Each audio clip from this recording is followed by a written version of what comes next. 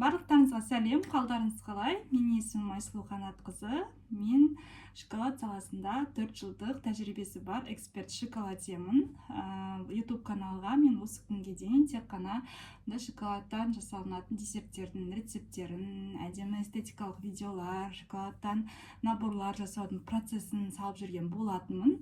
Енді мен сәл-пәл бағытты өзгерткім келіп тұр. Яғни сіздерге осылай өзіміз отырып шай ішейік форматында видеоларды түсіруге бел будым. Сіздердің қолдауларыңыз қатты қажет. Ал енді бүгін мен сіздермен жалпы осы шоколад саласында қалай табыс табуға болады, не істеп табыс табуға болады, соның 11 жолын айтқым келіп тұр. Именно 11 жолын, себебі мен уже бұл салада 4 жыл жүргендіктен барлық осы жолдың барлығын өткеннен кейін, сол жолдардың әрқайсысына нәтиже көргеннен кейін сіздермен бөлісуді дұрыс деп шештім. Себебі көп адамдар ойлайды, ой, бұл салада ақша бар ма, кім шоколад ала береді, ой, ол қымбат, ол анау деп көптеген сылтаулар айтады да. Мен сол бүкіл мифтарды жою мақсатында осындай тақырыпта сіздерге алғашқы видеоны шығарып отырмын. Ал енді давайте айтайық, бастайық. Яғни 11 жолы бар деп айттым. Ең біріншіден, жалпы өздеріңіз білесіздер, нарықтағы самый хитовый шоколадпен қатысты өнім тауар бұл клубника в шоколаде, банан в шоколаде, киви в шоколаде, финики в шоколаде, яғни фрукты в шоколаде. Яғни бұл именно осы өнімнің нарыққа келгеніне уже міне 7-ші жылға кетіп бара жатыр да. И уже осы 7 жыл бойы бұл өнім постоянно сұранысқа ие. Қазір егер біреудің туған күні болса, біреуге бір сыйлық жасағыңыз келсе, бірден клубника в шоколаде ойыңызға келетіні сөзсіз. И сондықтан да именно осы фрукты шоколаде табыс өте көп. Именно тек қана осы бағытта ғана өнім жасап, сіздер шексіз табыс табуларыңызға болады. Өз асүйіңізде минимум 200 мыңнан максимум миллиондарға дейін табуға болады. Бұл бірінші жолы. Енді екінші жолында бұл бомбоньерка саласы. Яғни өздеріңіз білесіздер, біз қазақтар, тойшыл халықпыз. Бізде той ешқашан тоқтамай, жыл 12 ай бізде той бола береді, өздеріңіз білесіздер. И плюс тойдан бөлек бізде жай үйге қонақ шақырсақ та, новоселье болсын, қоныс той деп, бала туылсын, шілдехана, одан қырқынан шығару бар, одан бір жасы бар, одан кейін тілашар бар. Яғни бүкіл бір какой-то өмірімізде болып жатқан ситуацияларды біз той қылдырып жібереміз. Именно сол тойға барлық қазақтар, тек қана қазақтар емес, қазір орыс халқы да, мен тек бұлай бөліп айтып жатқан мағынада емес, бірақ именно осы біздің сол тойға қатысты көзқарасымызды айтып жатырмын да. Біз тек қана той болмасын, үйге жай қонақ шақырсақ та, біз әрбір адамның алдына әдемі бір сыйлық бергіміз келіп тұрады. Мысалы, қуыс үйден құр шықпа деген бізде халқымызда мақалдар бар. И дәл осы позицияда да біз жақсы табыс таба аламыз. Именно бомбоньерка саласында да. Бұны да жеке бір бағыт деп прям ойып тұрып орын алып тұрған бағыт. Именно бомбоньерка саласы. Жай ғана сіздер кішігірім той-томалақтарға, кішігірім отырыстарға ғана айына бір 4-5 заказ ғана алып, сіздер стабильно 300 мың теңге табуларыңызға болады. Егер одан да көп табыс тапқым келеді десеңіздер, әрине болады. Бұл жерде ешқандай шектеу жоқ. И бір жақсысы бомбоньеркада сіздер көп уақыт жұмсамайсыздар, яғни сіздер бұл жерде объеммен аласыздар. И прям ойып тұрып орын алатын осы бомбоньерка саласы. Тек қана сол бомбоньерка жасап та 300 мыңнан жоғары табыс табуға болады. Одан кейін келесісі бұл жаңағы фантазийный наборлар, яғни әртүрлі формалардан әртүрлі мерекелерге келетін наборлар жасау. Бұл менің фишкам. Ең бірінші мен бастағанда именно осы бағытталған болатынмын. Яғни әртүрлі формаларға шоколадты құю арқылы әртүрлі мерекелерге ерекше наборлар жинаймыз. Өздеріңіз білесіздер, бізде тоже мереке жыл 12 ай тоқтамайды.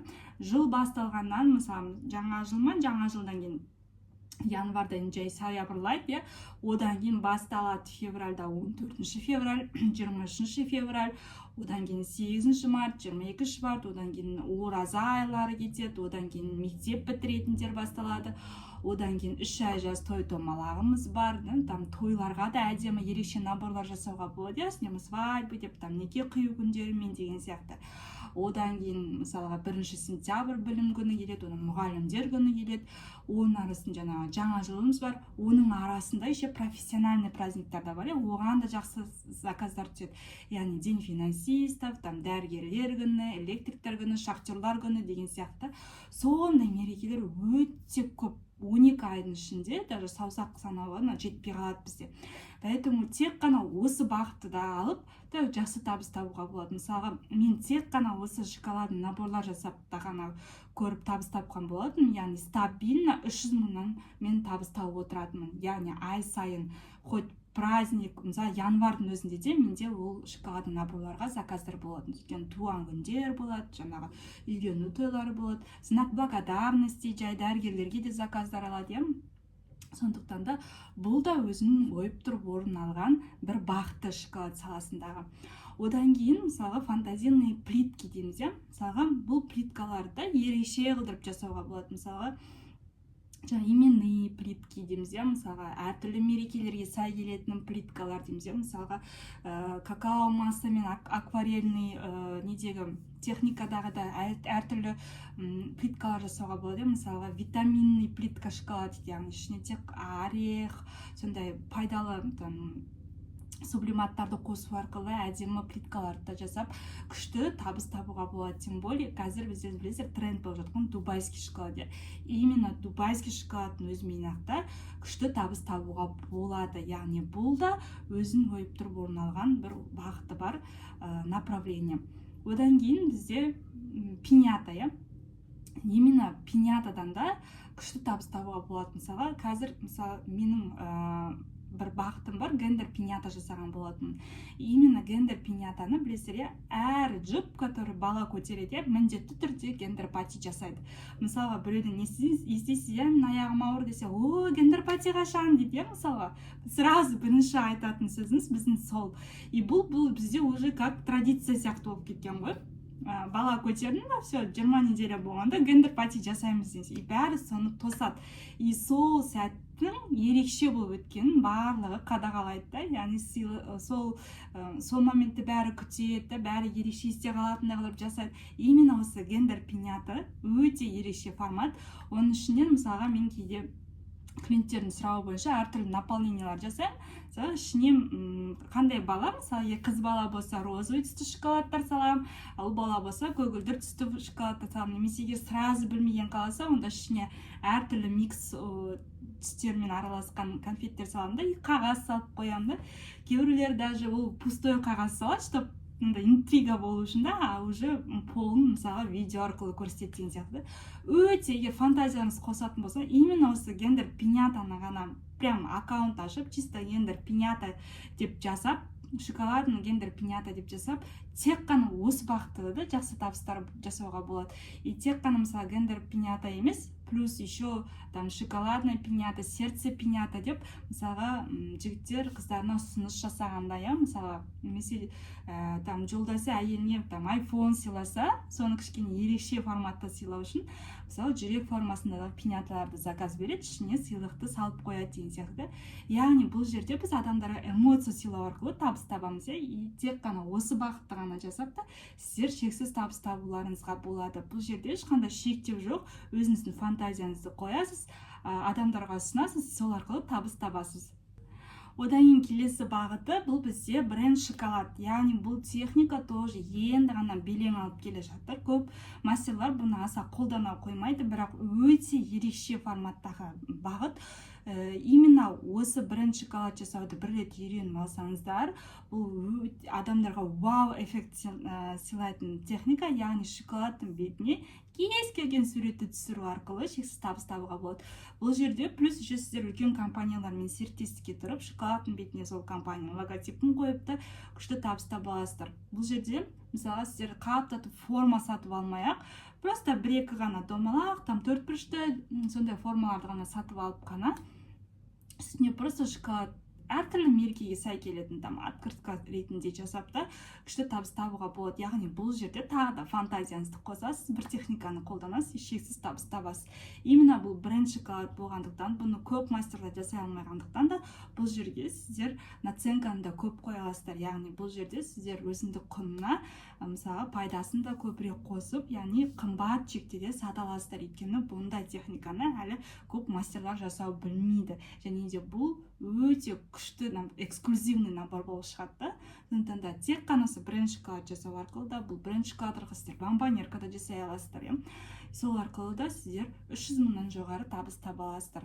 Одан кейін келесі бұл мысалы YouTube канал жүргізу, там TikTok каналдар жүргізу, мысалы сіз түріңізді көрсетпей, сол жасап жатқан наборларыңыздың процесін түсіру арқылы YouTube каналға, TikTok каналға видеоларды салып, сол жерден де монетизацияға қосылғаннан кейін табыс таба аласыздар. Яғни бұл жерде ең басты әрекет қой. Мысалы сіз плюс еще заказ жасап табыс табасыз, и плюс сол жасап жатқан процесіңізді әдемілеп видеоға түсіріп, әлеуметтік желілерге салу арқылы да табыс табу мүмкіндігіңіз бар. Яғни сіздер білесіздер, мүмкін білмейсіздер, YouTube каналда доллармен табыс табады. Сондықтан да шекара тек миымызда, тек қана әрекет жасаймыз, ал берекесін Алла тағала береді. Келесі жолы бұл магазин, кафе, цветочныйлармен серіктестікке тұру. Яғни өзіңіздің жасаған өнімдеріңізді, плитка болсын, батончик болсын, әдемі фантазийный набор болсын, барып мысалға кофейняларға, цветочныйларға, магазиндерге сотрудничество ретінде под реализацию немесе бірден сатып алуға келісіп та бұл жерден сіздер удаленно табыс тапсаңыздар болады. Ешқандай әлеуметтік желіні жүргізудің қажеті жоқ. Тек қана жасайсыз, апарып бересіз, и ақшасын аласыз деген сияқты. Одан кейін бұл мастер-класстар өткізу, яғни детский мастер-класстар өткізу арқылы да табыс табуға мүмкіндігі бар. Өйткені қазір білесіздер, көп ата-аналар балаларын бос отырғанын қаламайды, дамысын, көрсін, ананы көрсін, мынаны істеп көрсін деп. И соны пайдалану арқылы біз балаларға өз қолдарымен шоколад жасауды үйретіп, сол арқылы да табыс табуымызға болады.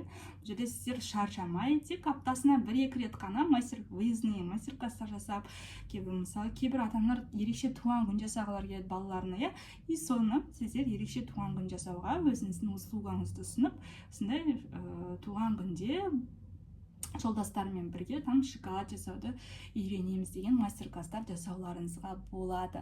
Одан кейін мысалға мастерской немесе островок ашу, уже сіз ол жерге бірақ кішкене болсын опыт болу керек. Яғни міне мен шоколад жасау үйрендім, міне аштым деген тоже болмайды. Яғни бұл жерде есеп керек. Бұл да жақсы табыс көзі, яғни бұл офлайн табыс көзі болып келеді.